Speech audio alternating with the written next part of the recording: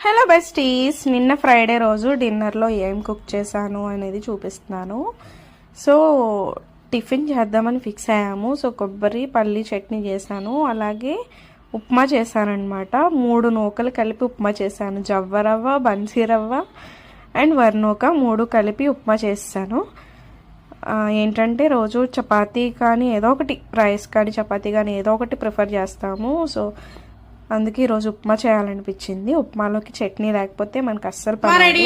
చట్నీ కూడా చేస్తాం. రెడీ?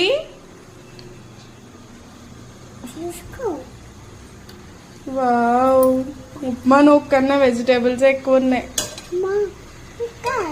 జోషి ఎక్కువగా కిచెన్లోనే ఉంటుంది. దానికి ఎందుకో చాలా ఇష్టం కుక్ చేయడం. నేను కుక్ చేసేటప్పుడు కూడా పక్కనే కూర్చొని చూస్తుంది. సో తర్వాత ఉప్మా అయితే రెడీ అయిపోయింది, తినేసి పడుకున్నాం అనమాట. సో మీకు బ్రేక్ఫాస్ట్లో ఏం ఇష్టమో కామెంట్ చేయండి అండ్ ప్లీజ్ సబ్స్క్రైబ్.